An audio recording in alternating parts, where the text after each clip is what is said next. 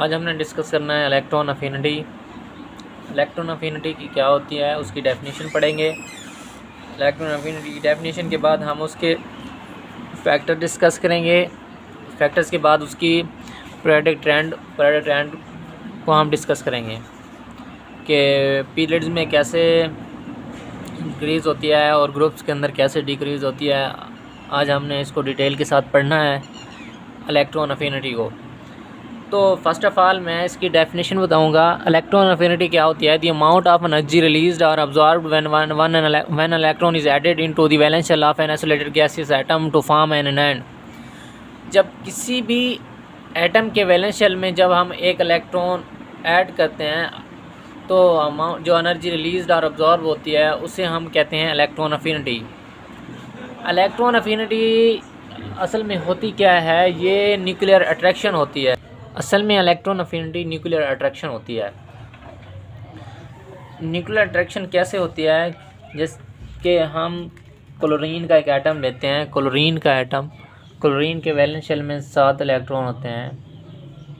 जब हम एक इलेक्ट्रॉन ऐड करेंगे तो उसके ऊपर क्या आ जाएगा? क्लोराइड आयन बन जाएगा और नेगेटिव चार्ज हो जाएगा। तो ये इसकी जो इलेक्ट्रॉन अफिनिटी है डेल्टा H is equal to -349 kilo joule per mole. ये क्या है इसकी electron affinity?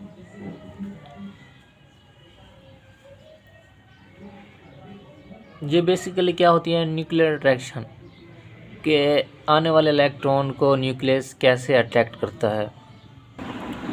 Factors affecting electron affinity क्या है? पहला फैक्टर्स जो है वो एटॉमिक रेडियस है। दूसरा जो फैक्टर है न्यूक्लियर चार्ज है। तीसरा जो है शील्डिंग इफेक्ट। शील्डिंग इफेक्ट क्या होता है कि जो इंटरवेनिंग इलेक्ट्रॉन्स हैं और वैलेंस इलेक्ट्रॉन की आपस में रिपल्शन की वजह से न्यूक्लियर अट्रैक्शन क्या हो जाती है? कम हो जाती है। न्यूक्लियर अट्रैक्शन कम हो जाते इलेक्ट्रॉन्स को ऐड करना मुश्किल है, जिसकी वजह से इसकी इलेक्ट्रॉन अफिनिटी क्या होती है? डिक्रीज़ हो जाती है। अब हमने इसके बाद पीरियोडिक ट्रेंड पढ़ना है।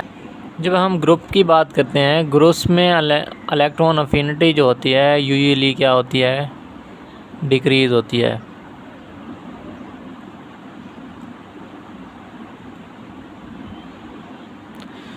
क्यों डिक्रीज़ होती है? क्योंकि सक्सेसिव एडिशन ऑफ शेल होती है।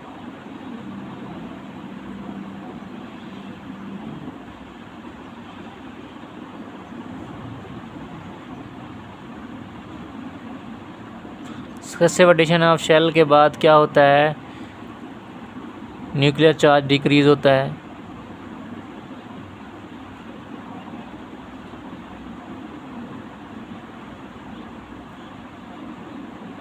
शील्डिंग इफेक्ट क्या हो जाता है?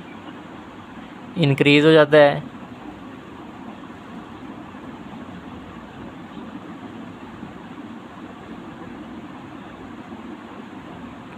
शील्डिंग इफेक्ट इंक्रीज़ होगा तो क्या होगा? इससे क्या होता है कि जो force of attraction between valence electron और न्यूक्लियस डिक्रीज हो जाती है।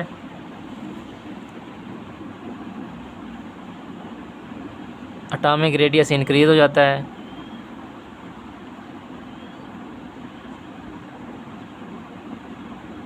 एटॉमिक रेडियस डिक्रीज होता है। इस न्यूक्लियर चार्ज डिक्रीज होने की वजह से इलेक्ट्रॉन अफिनिटी क्या हो जाती है? डिक्रीज हो जाता है। क्योंकि इलेक्ट्रॉन अफिनिटी एक्चुअली होती ही न्यूक्लियर अट्रैक्शन है। जब ये न्यूक्लियर अट्रैक्शन ही कम हो जाएगी तो उसकी वैल्यू भी कम आएगी। जब हम पीरियड्स की बात करते हैं लेफ़्ट टू राइट,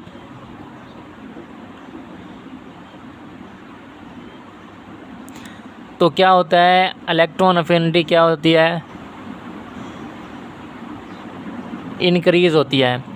इंक्रीज़ क्यों होती है? क्योंकि न्यूक्लियर चार्ज क्या होता है? इंक्रीज़ होता है।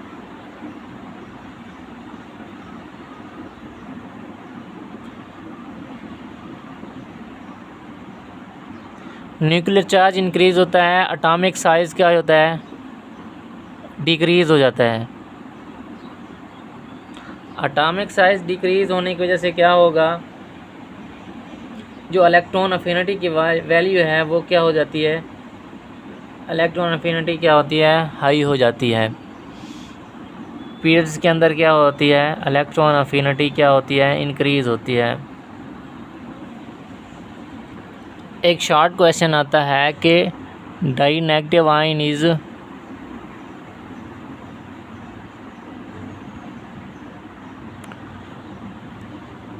एंडोथर्मिक प्रोसेस,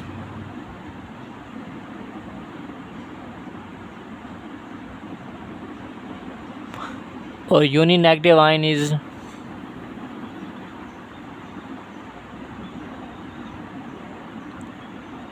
ये क्या है, एक्सोथर्मिक प्रोसेस है। इसकी लॉजिक क्या है, इसको हम एक एग्जांपल से पढ़ते हैं। एग्जांपल ऑक्सीजन की हम बात करते हैं। जब ऑक्सीजन के अंदर एक इलेक्ट्रॉन ऐड होता है तो इस पे नेगेटिव चार्ज आता है। जो डेल एच होती है वो किस में होती है, नेगेटिव में होती है। अब ऑक्सीजन के अंदर जब एक इलेक्ट्रॉन ऐड हो गया है तो इसके वैलेंस शेल में क्या हो गया, 7 इलेक्ट्रॉन हो गए हैं। अब इस इलेक्ट्रॉन ऑक्साइड आयन के अंदर जब हम एक और इलेक्ट्रॉन ऐड करते हैं तो पहले वाला जो इलेक्ट्रॉन होता है इस आने वाले इलेक्ट्रॉन को क्या करता है, रिपेल करता है। इस इलेक्ट्रॉन को जब रिपेल करेगा तो इस रिपल्शन पर काबू पाने के लिए हमें एनर्जी क्या करनी पड़ेगी, देनी पड़ेगी। इस रिपल्शन पे काबू पाने के लिए हमें एनर्जी देनी पड़ती है। इस वजह से डेल एच जो होती है वो क्या होती है, पॉजिटिव में होती है।